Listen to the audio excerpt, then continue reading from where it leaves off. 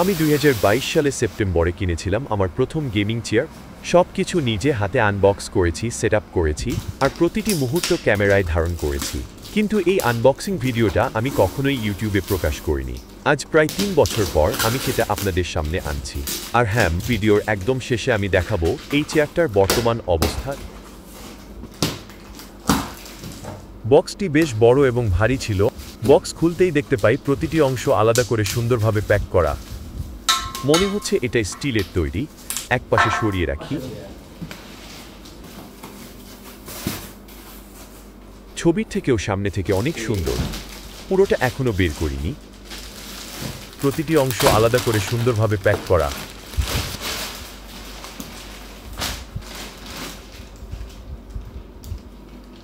এরপর আমরা দেখতে পাচ্ছি নিচের সিটিং পজিশন, মানে চেয়ারের মূল সিট। প্রথমে ধীরে ধীরে প্রতিটি পার্ট খুলে এক পাশে সাজিয়ে রাখি। এই অংশটা হচ্ছে হাইড্রোলিক সিস্টেমের অংশ, আর এটি হচ্ছে হেডরেস্ট। এখন আমরা ব্যাকরেস্ট দেখছি। চলুন দেখি বক্সে আর কি কি আছে। সাইডে রেখে দিই, এখনই সবটা দেখছি না। এটি হচ্ছে চেয়ারের নিচের বেজার উপরে পুরো গেমিং চেয়ারটি দাঁড়িয়ে থাকবে। এই অংশেই হাইড্রোলিক বসানো হবে।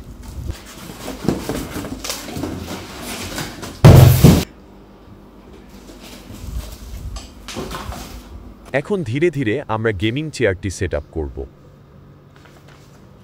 এই ছোট বক্সটি খুলে দেখি ভিতরে কি আছে।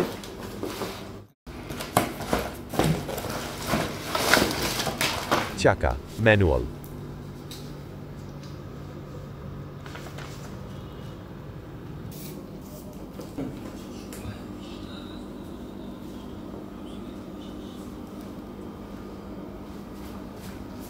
প্রথমে আমি চেয়ারটির ওপরের সিট অংশটি নিচের বেজের সাথে লাগাই।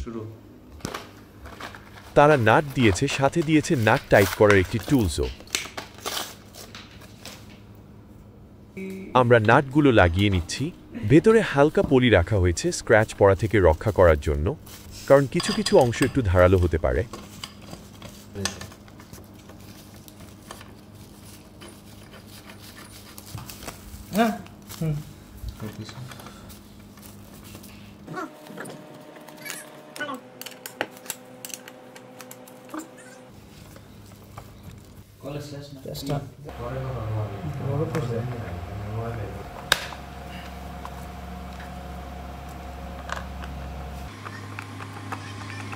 এরপর লাগাই চেয়ারের চাকার অংশ, যাতে চেয়ারটি মুভমেন্ট নিতে পারে।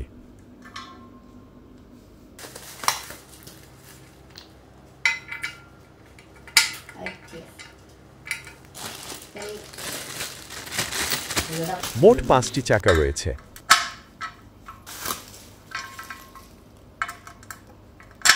হাইড্রোলিক অংশটি সঠিকভাবে ফিট করে নেই।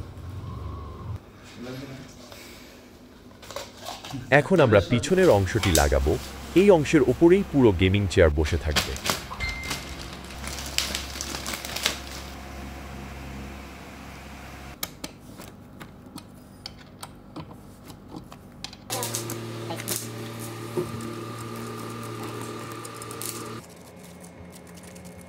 ভালো করে ফিট করে টাইট করতে হবে।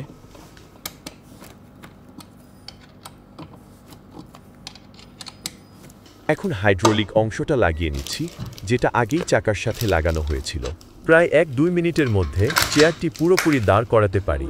ভিডিওতে আপনি সম্পূর্ণ সেটআপ প্রসেসটি দেখতে পাবেন। হেডরেস্টটাও সুন্দর করে লাগিয়ে দিচ্ছি। এখন ব্যাকরেস্টে ফিতা লাগিয়ে নিই। এটি একটু নিচের দিকে হবে। এখন চলুন দেখে নেই চেয়ারটির বর্তমান অবস্থা। আজ 2025 সালের জুন, প্রায় 3 বছর কেটে গেছে। সম্প্রতি চেয়ারটির নিচের একটি স্টিলের অংশ ভেঙে যায়। আমি সেটা ঝালাই দিয়েছি, তবে ঝালাই দিতে গিয়ে হাইড্রোলিকের ওপরের সুইচটি গলে যায়। ফলে হাইড্রোলিক অংশটিও পরিবর্তন করতে হয়েছে।